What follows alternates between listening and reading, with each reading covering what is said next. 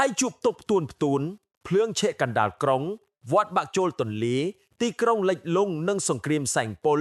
តើប្រជាជនថៃត្រូវប្រឈមមុខនឹងគ្រោះថ្នាក់អ្វីខ្លះទៀតព្រឹកនេះរាជធានីបាងកកបានជួបប្រទះនូវភីភ័យស្លន់ស្លោជាថ្មីម្ដងទៀតអគិភ័យដ៏សាហាវមួយបានផ្ទុះឡើងនៅកណ្ដាលសហគមន៍ផ្ទះឈើហើយបានរាលដាលយ៉ាងលឿនដោយព្យុះភ្លើងបំផ្លាញផ្ទះប្រជាពលរដ្ឋអស់ជាច្រើនខ្នងនិងបង្កការខូចខាតដល់អគារដ៏ធំនៅក្បែរនោះទៀតផងនៅថ្ងៃទី5ខែធ្នូឆ្នាំ2025វេលាម៉ោង 9:51 នាទីព្រឹកមជ្ឈមណ្ឌលវិទ្យុរ៉ាម199បានទទួលដំណឹងអាសន្នថាមានភ្លើងឆេះផ្ទះប្រជាពលរដ្ឋនៅក្នុងសយប្រឆារ៉ាត់បំផែន2ផ្លូវប្រឆារ៉ាត់បំផែនឃុំឌិនដែងខណ្ឌឌិនដែងតំបន់កើតហេតុគឺជាផ្ទះឈើកម្ពស់2ជាន់ដែលសង់ជាប់គ្នាជាជួរដោយសារតែជាឈើចាស់វាបានคล้ายជាឥន្ធនៈដ៏ល្អដែលធ្វើឲ្យភ្លើងឆេះរាលដាលលឿនហួសពីការស្មានរូបភាពបង្ហាញថាផ្សែងខ្មៅក្រាស់ខ្មឹកបានហុយចេញពីដំបូលផ្ទះនិងបង្អោនយ៉ាងខ្លាំងភ្លើងបានលេបត្របាក់ផ្ទះមួយខ្នងទៅមួយខ្នងរហូតធ្វើឲ្យខូចខាតទាំងស្រុងសរុបចំនួន5ខ្នងអ្វីដែលកាន់តែគួរឲ្យភ័យខ្លាចនោះគឺកម្ដៅភ្លើងដ៏សន្ធោសន្ធៅបានរាលដាលទៅឆេះអគារ Grand Palazzo ដែលនៅជាប់គ្នាទៀតផងភ្លើងបានបំផ្លាញបន្ទប់បញ្ជាប្រព័ន្ធភ្លើង compressor ម៉ាស៊ីនត្រជាក់បង្អោងនិងកញ្ចក់របស់អគារនោះទៀតផងសរុបផ្ទៃដីដែលរងគ្រោះដោយអគ្គិភ័យមានប្រមាណ100ម៉ែត្រការ៉េអ្វីដែលធ្វើឲ្យហេតុការណ៍នេះកាន់តែតានតឹងបំផុតនោះគឺមានសេចក្តីរាយការណ៍ថាមានអ្នកជំងឺពិការម្នាក់កំពុងជាប់គាំងនៅក្នុងផ្ទះឈើដែលកំពុងឆេះនោះទៀតផងក្រមមន្ត្រីពលរដ្ឋអគ្គិភ័យនិងសង្គ្រោះហ៊ុយខ្វាងបានសម្រុកចូលទៅក្នុងផ្សែងពុលនិងកម្ដៅភ្លើងដើម្បីស្វែងរកនិងជួយសង្គ្រោះអ្នកជំងឺរូបនោះចេញមកក្រៅបានដោយសុវត្ថិភាពនេះគឺជាវីរភាពដ៏គួរឲ្យកោតសរសើរដែលបានជួយសង្គ្រោះជីវិតមនុស្សក្នុងវិនាទីចុងក្រោយក្រមពលរដ្ឋអគ្គិភ័យបានប្រើប្រាស់យុទ្ធសាស្ត្រប្របានបាញ់ទឹកឡោមព័ទ្ធពីគ្រប់ទិសដើម្បីកាត់ផ្តាច់ផ្លូវភ្លើងក្រោយការតស៊ូយ៉ាងស្វិតស្វាញភ្លើងត្រូវបានពន្លត់ឲ្យស្ងប់ទាំងស្រុងនៅម៉ោង 10:18 នាទីជាសំណាងដ៏មហាសាលអាជ្ញាធរបានបញ្ជាក់ថាមិនមានអ្នករងរបួសឬស្លាប់បាត់បង់ជីវិតនៅក្នុងហេតុការណ៍ដ៏ធំនេះឡើយដោយសារតែភ្លើងបានឆេះបំផ្លាញផ្ទះទាំង5ខ្នងខ្ទេចខ្ទីអស់ឡយអាជ្ញាធរនៅមិនទាន់អាចកំណត់មូលហេតុពិតប្រាកដបាននៅឡើយទេនិងកំពុងបន្តការស៊ើបអង្កេតវត្តបាក់ស្រុតចូលទន្លេកំពែងវត្តនិងដីបេតុងរលាយបាត់ក្នុងទន្លេមូលក្នុងមួយប៉ព្រិចភីណែករឿងរ៉ាវដ៏គួរឲ្យភ្ញាក់ផ្អើលនិងព្រឺសម្បុរបានកើតឡើងនៅក្នុងខេត្តនគររាជសីមាឬដែលយើងស្គាល់ថាខេត្តកូរ៉ាចកាលពីល្ងាចម្សិលមិញភាពស្ងប់ស្ងាត់នៅក្នុងវត្តអារាមមួយត្រូវបានបំផ្លាញភ្លាមនៅពេលដែលភាពមួយនៃវត្តថាលួងបានបាក់ស្រុតចូលទៅក្នុងទន្លេយ៉ាងសន្ធោសន្ធៅបង្កឲ្យមានការភ័យខ្លាចទៅដល់ព្រះសង្ឃនិងពុទ្ធបរិស័ទដែលកំពុងនៅក្នុងវត្តទៀតផងនៅថ្ងៃទី5ខែធ្នូឆ្នាំ2025នេះអ្នកសារព័ត៌មានបានចុះទៅដល់កន្លែងកើតហេតុនិងបានរាយការណ៍ថាហេតុការណ៍នេះបានកើតឡើងនៅល្ងាចថ្ងៃទី4ធ្នូ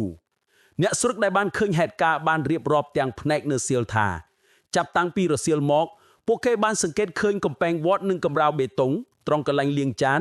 ចាប់ផ្ដើមមានស្នាមប្រេកនិងបាក់ធ្លាក់ចូលទឹកបន្តិចម្ដងគឺមាននរណានឹកស្មានថាវានឹងคล้ายជាមហន្តរាយធំបែបនេះទេលុះដល់ពេលល្ងាចសំឡេងក្រាងបានឡានលឺឡើងដីបានចាប់ផ្ដើមស្រុតចុះយ៉ាងខ្លាំងដោយគេទាញកំពែងវត្តដ៏រឹងមាំដែលនៅជាប់មាត់ទន្លេមូលបានត្រូវបានទន្លេលេបត្របាក់បាក់ធ្លាក់ចូលទៅក្នុងទឹកទាំងស្រុងប្រវែងនៃការបាក់ស្រុតមានរហូតដល់ជាង50ម៉ែត្រដីជ្រងទន្លេដែលធ្លាប់តែជាទីធ្លាវត្តឥឡូវคล้ายជាចំណែកនៃទន្លេទៅហើយការបាក់ស្រុតនេះមិនត្រឹមតែបំផ្លាញកំពែងទេតែថែមទាំងគំរាមកំហែងដល់អគារផ្សេងទៀតនៅក្នុងវត្តអគារឃ្លាំងសម្រាប់ទុកដាក់ចានឆ្នាំងនិងសម្ភារៈរបស់វត្តបានចាប់ផ្ដើមមានស្នាមប្រេះយ៉ាងធំគួរឲ្យភ័យខ្លាច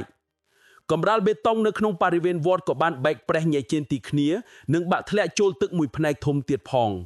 ស្ថានភាពនេះគឺគ្រោះថ្នាក់បំផុតសម្រាប់ព្រះសង្ឃនិងពុទ្ធបរិស័ទទាំងឡាយតាមការសន្និដ្ឋានរបស់អ្នកជំនាញមូលហេតុចម្បងដែលនាំឲ្យមានវិនាសកម្មនេះគឺមកពីក្នុងរដូវភ្លៀងកន្លងទៅកម្លាំងទឹកទន្លេមូលបានឡើងខ្ពស់និងហូរច្រកដីនៅក្រោមជើងកំពែងយ៉ាងខ្លាំងដោយយើងមិនមើលឃើញនៅពេលចូលដល់រដូវរងាកម្រិតទឹកទន្លេបានស្រកចុះយ៉ាងលឿនធ្វើឲ្យដីនៅមាត់ច្រងដែលជោកជឿមដោយទឹកបាត់បង់តុល្យភាពនិងស្រុតចុះភ្លាមតែម្ដងសង្គ្រាមប្រឆាំងផ្សែងពិឃាតរដ្ឋាភិបាលថៃប្រកាសបង្ក្រាបនៅជុំវិញគ្នា59ដងដើម្បីកម្ចាត់ប្រភពផ្សែងពុលឲ្យដល់ឫសគល់ បន្ទាប់ពីប្រទេសថៃបានជួបប្រទះនឹងវិបត្តិធូលីពល 2.5 ដែលធ្វើឲ្យប្រជាជនភ័យខ្លាចរហូតដល់មិនហ៊ានចេញក្រៅផ្ទះពេលនេះរដ្ឋាភិបាលថៃបានសម្រេចចិត្តបើកប្រតិបត្តិការវាយលំលុកឈានមុខដើម្បីកម្ចាត់ប្រភពផ្សែងពុលឲ្យដល់ឫសគល់នៅថ្ងៃទី5ខែធ្នូឆ្នាំ2025នេះលោកសូរិនវរៈកិច្ចថាំរងអគ្គនាយកនៃនាយកដ្ឋានគ្រប់គ្រងការបំពុលបានទម្លាយនៅផែនការយុទ្ធសាស្ត្រដ៏ធំមួយក្រោមការបញ្ជាផ្ទាល់ពីលោកសុឆាតឈុំក្លិនឧបនាយករដ្ឋមន្ត្រីនិងជារដ្ឋមន្ត្រីក្រសួងធនធានធម្មជាតិនិងបរិស្ថានអាជ្ញាធរបានកំណត់មុខសញ្ញាអ្នកបញ្ចេញផ្សែងពិឃាតដ៏ធំជាងគេពីរប្រភេទដែលតែងតែបង្កបញ្ហានៃចន្លោះខែវិច្ឆិកាដល់ខែមិនិនាជារៀងរាល់ឆ្នាំរោងចក្រផលិតស្ករសរោងចក្រអគ្គិសនីជីវ៉ាម៉ាស់គោលដៅគឺចោទត្រួតពិនិត្យនិងរឹតបន្តឹងរោងចក្រទាំង59កន្លែងទូទាំងប្រទេសដោយគ្មានការលើកលែងដើម្បីត្រៀមទទួលដៃនឹងសង្គ្រាមអាប់ឆ្នាំ2029នេះអាជ្ញាធរបានដាក់ចេញនូវវិធានការតឹងរឹងបំផុតដែលរោងចក្រត្រូវតែអនុវត្តត្រូវគ្រប់គ្រងការទទួលទិញអំពៅដែលដុតភ្លើងមិនឲ្យលើសពី 15% នៃបរិមាណសរុបនេះគឺដើម្បីកាត់បន្ថយការដុតវាវអំពៅរបស់កសិករជំរុញឲ្យរោងចក្រទទួលទិញស្លឹកអំពៅដើម្បីយកមកធ្វើជាប្រភពថាមពលជីវ៉ាម៉ាស់ជំនួសការដុតចោលក្នុងកម្រិត10 ដល់ 30%ប្រព័ន្ធបន្លត់ផ្កក់ត្រូវបែរដំណើរការ 100% ហាមមានការបិទឬខូចជាដាច់ខាតរុញប្រច្រាស់ឲ្យរោងចក្រត្រូវតែដំឡើងប្រព័ន្ធវាស់ស្ទៀងផ្សែងតាមពេលវេលាជាក់លាក់នៅតាមបំពង់ផ្សែងដើម្បីឲ្យអាជ្ញាធរតាមដានបានគ្រប់វិនាទីត្រូវមានវិធានការចាត់ការទឹកភ្លៀងដែលហូរធ្លាក់លើគំនរការអំពៅនិងភែកមិនឲ្យហូរចូលប្រភពទឹកធម្មជាតិត្រូវអនុវត្តតាមរបាយការណ៍វិតម្លៃផលប៉ះពាល់បរិស្ថានយ៉ាងតឹងរ៉ឹងបំផុតរោងចក្រត្រូវចុះជួយសហគមន៍និងបរិស្ថានជុំវិញខ្លួនទៀតផង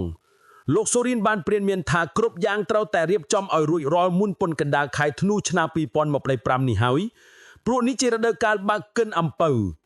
ប្រសិនបើមិនទប់ស្កាត់តាំងពីឥឡូវនេះទេប្រទេសថៃនឹងត្រូវគ្របបណ្ដោយដោយផ្សែងនិងធូលីពល 2.5 ម្ដងទៀតនៅឆ្នាំ2026ខាងមុខនេះវិនិស្សកម្មនៅផ្សារម៉ែក្លុងទឹកសមុទ្រចូលខ្ពស់បូកទឹកទំនំទីក្រុងលិចលង់ភ្លាមនៅថ្ងៃទី5ខែធ្នូឆ្នាំ2025នេះស្ថានភាពនៅស្រុកមឿងសមុទ្រសង្គ្រាមបានคล้ายជាការជជែកដែងដោលយ៉ាងក្តៅគគុកដោយសារតែបាតុភូតទឹកសមុទ្រចូលខ្ពស់រហូតដល់ 3.8 ម៉ែត្រទឹកទន្លេម៉ែក្លុងបានហក់ឡើងយ៉ាងគំហុកហៀចូលលិចតំបន់ទំនាបទាំងអស់ផ្សារម៉ែក្លុងផ្លូវពេជ្រសមុទ្រនិងផ្លូវតូចៗជាច្រើនត្រូវបានទឹកលិចកម្ពស់ពី30ដល់50សង់ទីម៉ែត្រទឹកបានហូរកាត់ជញ្ជើងផ្លូវចូលទៅក្នុងអគារពាណិជ្ជកម្មនិងផ្ទះប្រជាពលរដ្ឋទោះបីជាមានការដាក់បោកសាច់ប្រការក៏ដោយអ្នកជិះម៉ូតូជាច្រើនត្រូវម៉ាស៊ីនរលត់កណ្ដាលផ្លូវបរិយាកាសផ្សារដែលធ្លាប់តែអ៊ូអរប្រែជាស្ងប់ស្ងាត់ជ្រងំព្រោះភ្ញៀវទេសចរមិនអាចដើរទិញអីវ៉ាន់បានប្រជាជនត្រូវនាំគ្នាដួលទឹកចេញពីផ្ទះយ៉ាងប្រញាប់ប្រញាល់លោកអាណនតាន់ទីដាមរង្គុលនាយកទេសបាលក្រុងសមុទ្រសង្គ្រាមបានចុះទៅពិនិត្យស្ថានភាពនិងចែកបោកសាច់ជូនប្រជាពលរដ្ឋទាំងទឹកមុខមិនសប្បាយចិត្តនិងឆ្ងល់យ៉ាងខ្លាំងថាតារាងទឹកសមុទ្រចូលខ្ពស់យើងដឹងជាមុនហើយចុះហេតុអ្វីបានជាទំនំម៉ែក្លុងនៅតែសម្រុកលែងទឹកចុះមកច្រើនម្លេះលោកបានលាតត្រដាងថាធម្មតាទំនំលែងទឹកមិនដល់100ម៉ែត្រគីបក្នុងមួយវិនាទីទេប៉ុន្តែនៅថ្ងៃទី4ទំនំបានលែងទឹកដល់ទៅ298ម៉ែត្រគីបក្នុងមួយវិនាទីជិត3បងការលែងទឹកដ៏ច្រើនសន្ធោសន្ធៅនេះមកប៉ះទន្ទឹងគ្នានឹងទឹកសមុទ្រចធ្វើឲ្យទឹកគ្មានកន្លែងទៅក៏ហៀចូលលិចទីក្រុងតែម្ដងលោកនាយកទេសបាលបានបញ្ជាក់ថាទេសបាលមិនបានទទួលការជូនដំណឹងជាមុនទេធ្វើឲ្យលោកមិនអាចប្រកាសប្រាប់ប្រជាជនឲ្យត្រៀមខ្លួនទាន់ឡើយលោកបានផ្ញើសារទៅដល់រអធម្មណាស់ព្រំមផៅរដ្ឋមន្ត្រីក្រសួងកសិកម្មដែលគ្រប់គ្រងនយោបាយដ្ឋានធារាសាស្ត្រថាសូមមេត្តាចុះមកត្រួតពិនិត្យនិងដាក់វិធានការគ្រប់គ្រងទឹកឲ្យបានសមរម្យជាងនេះឡើយកុំឲ្យមានរឿងបែបនេះកើតឡើងទៀត